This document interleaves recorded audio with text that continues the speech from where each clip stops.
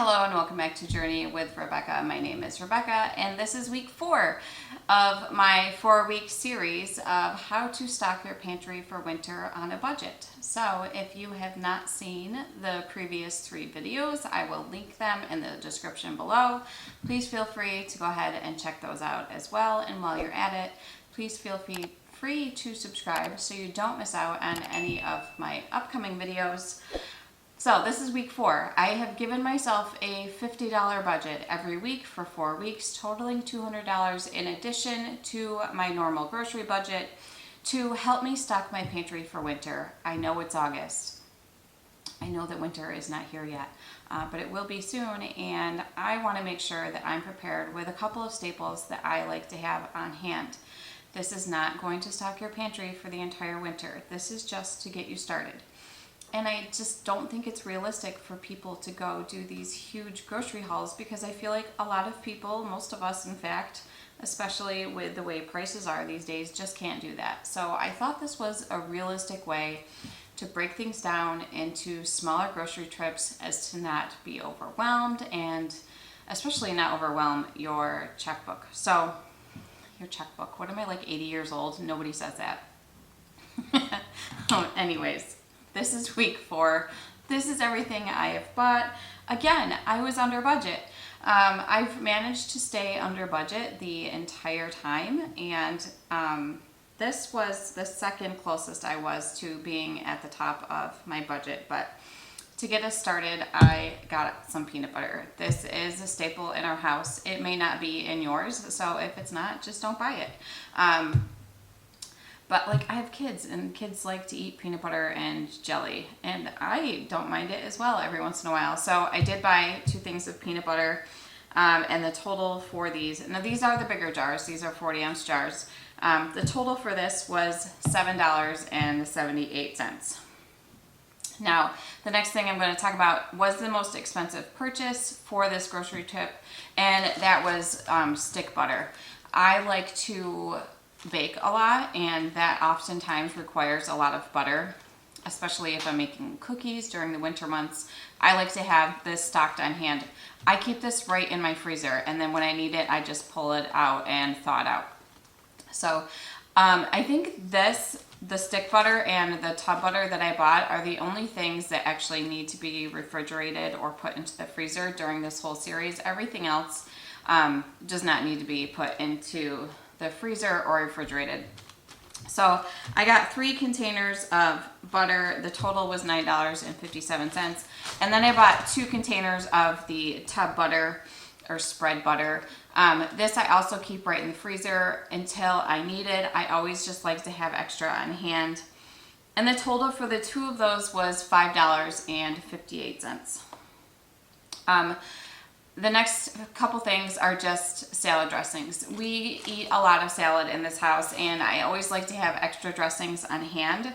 So I did buy 3 different kinds of dressings because we also like to have a variety depending upon what kind of salad we're having or just what we're in the mood for. So I got a big container of ranch dressing, and this is 36 ounces, so it's bigger than the other containers. This was the most expensive of the 3 at $3.35. And then I got some Caesar dressing for $1.89, and then I got an Italian dressing for $2.19. So those are always good staples that I like to have on hand in our pantry because, like I said, we do eat a lot of salad in this house. The next thing on the list are garbage bags, and maybe not something that you would typically think of when you're going to stock your pantry.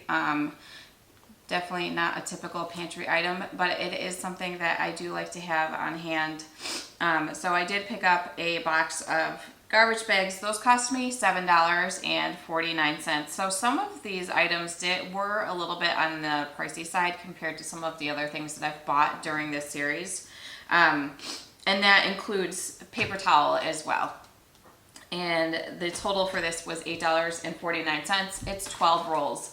Now, I mentioned in week 3, I bought napkins, and I talked about how I've toyed with the idea of not buying disposable napkins anymore and just using cloth napkins. I've also toyed with the idea of buying reusable paper towels.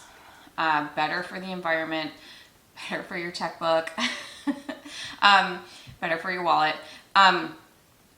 It's not something that I have done yet, but it's something that I can't stop thinking about. So probably something that I will be doing in the future, just because I'm always trying to find ways to be more frugal, environmentally friendly, self-sustainable. So that is definitely something that I look forward to doing.